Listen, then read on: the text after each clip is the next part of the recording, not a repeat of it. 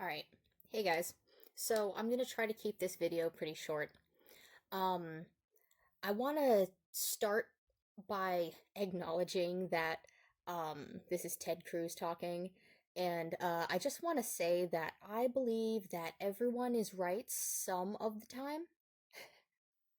That's to say, I, I am not a fan of Ted Cruz, but for the sake of argument, I want to look at this clip just because, I've been talking a lot about the terminology of the gender movement and how the separation of sex and gender, or the equation of sex and gender is being thrown around, and I think this is a good example.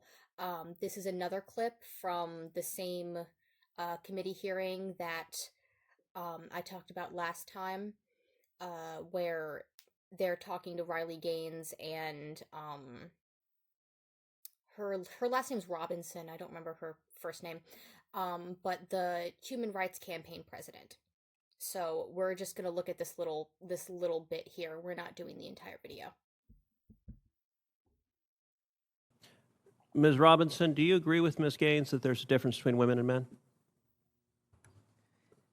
If the question is about trans women, I'm just asking, is there a It's difference not. between women and men? I mean, what I can say is that the NCAA has rules in place. They've had rules in place for the last decade, and when this competition Okay, I'm happened, going to try the again. rules were clear. Do you believe there's a difference between women and men? It's a yes/no question. Do you believe there's a difference? Oh, I think that we're talking about this case with the NCAA. No, I'm asking a question. Do you believe there's a difference between women and men? Most people could answer this very simply. I'm curious if you're willing to do so. Oh, absolutely. I'm just putting it into the context of the Is that a yes? conversation that we're having. I think that there are definitions related to sex. Is but that I a also yes? think So I'm that when trying to we're- get a yes or no. I'm not trying to get a speech. I'm Is there a difference between women and men? I think that there are definitions for biological sex. Okay, so you're which not is answering different that. than Let me ask gender. you this question then. All right, there it is. There's a definition for biological sex which is different than gender. So she's using the fact that he is using the terms man and woman as opposed to male and female to completely redirect what she's saying. And we also looked at last time where she conflated sex and gender to be the same thing. If you're interested in that, go check out my last video. But this is another really good example that I found of the importance of being consistent with terminology when you're talking about these topics. Let's see a little bit more. Why do women's sports exist? If you can't define a difference between women and men, why not abolish women's sports and just tell little girls to swim with little boys and see who wins? Oh, I'm simply saying that that sex is My different question, than gender. why and I do do- believe why that do women's women's sports sports have a great exist? value. I mean, Senator, I'll tell you right Ms. now. Robinson, please answer the question I'm asking you. Absolutely. Why do women's sports exist? I think that there are so many positive benefits to sports. But I mean, why have a we've talked- separate... The question dodging makes me want to pull my hair out. She knows exactly what Ted Cruz is asking, okay? And she's using unspecified terminology. She's using the lack of inconsistent terminology use to her advantage here. Yeah, we're gonna look at some more. about here category for today. women? If there's no difference between women and men, why to have women's sports? I'm saying that there's a difference between sex and gender, and that the NCAA has rules in place, which they have for the So, last decade. Mr. Chairman, which I would determine like that to enter into related the to record an participation. article from Duke Law. Okay, so then he goes on to read off a list of statistics and times, well, not really a list, a record that was held by the fastest female, and how many males, boys and men, broke that record in that same year. So the point I'm trying to make here is, if you're coming up against someone, if you're in a conversation with someone, please, with someone that's doing what Kelly Robinson is doing here, remember your terminology, because you can put them in a corner so quickly if you use their language. Okay? And that's why I do this. I got a comment on my last video saying that I still had a foot in the movement, or one of my previous videos saying I still had a foot in the movement because I'm using their terminology. I'm not, and I said last video, I'm not here to call either side delusional. I don't consider myself to be on either side. I consider myself to be a centrist, right? But I think you're not gonna get anywhere if you don't, if you're not using the same terms because of this. And you kind of have to use their language in a way. I think that this is just the point that we're at. We have to have some type of consistency because so many people don't know what a person is talking about because of the inconsistent use of terms. And I kind of want to give an example. Something that I've thought about for a very long time. If you've read the second Alice in Wonderland book, Through the Looking Glass, or seen a movie based on it, you might remember Humpty Dumpty. The Humpty Dumpty bit stuck out to me a lot when I first read it. I read it in high school, 2013 maybe. And it really stuck out to me as something that happens a lot with the gender movement. So in the scene, let me pull it up real quick. I'll be right back. Okay, so Alice is talking to Humpty Dumpty. She's been talking to him for a bit, and Humpty Dumpty keeps using the phrase, "There's glory for you."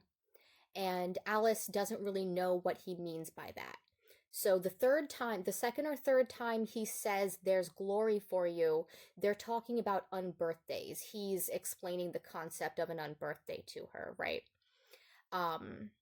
So here's just a little reading of this.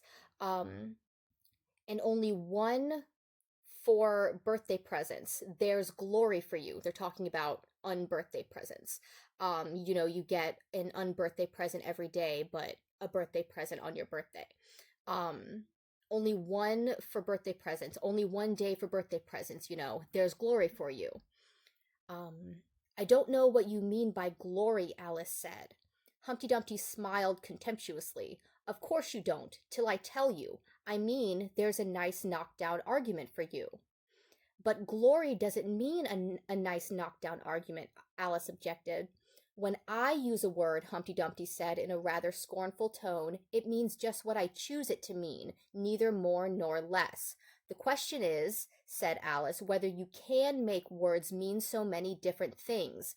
The question is, the question is, said Humpty Dumpty, which is to be master. That's all. Alice was too puzzled to say anything, so after a minute, Humpty Dumpty began again. They have a temper, some of them, particularly verbs, they're the proudest adjectives you can do anything with, but not verbs. However, I can imagine a whole lot of them. Impenetrably, that's what I say. Would you tell me, please, Alice said, what that means? Now you're talking like a reasonable child. So basically, he's saying, when I say that's glory for you, it means whatever I mean it to mean. And it's not my fault that you don't know what I mean when I say that's glory for you. And what does that sound like? Educate yourself. Do your own research. Woman can mean anything. Man can mean anything. Gender means whatever it means to you. The point I'm trying to make here is that Lewis Carroll wrote nonsense. That was the point of his books and his poems. He was a nonsense author. Alice in Wonderland, both of the books, it's a child's dream. It's not supposed to make sense. The point of that scene is that Humpty Dumpty is not making any sense. And he even, there's a part right before the part that I just read where, um they like do some math or something, and it's clearly written out, it's simple addition and subtraction, and he won't acknowledge that Alice's math is correct. This is nonsense. It doesn't mean anything. If we talk like that, we cannot communicate. Words have to have definitions for us to be on the same page, for us to be able to properly communicate. So if you find yourself in a situation where you're talking to one of these people that will go back and forth and change the terminology or deflect a question like Kelly Robinson was doing here on the basis of terminology, use their terminology. Keep it consistent no matter what side you're on. Because if you keep it consistent, people are going to know what you're saying and not what the other person is saying. Okay? That's kind of my point for this video. That's really all I have to say on this. Yeah, if you like this, subscribe for more content like this. Thank you so much for watching, and I'll post another video sometime soon, hopefully. Thank you.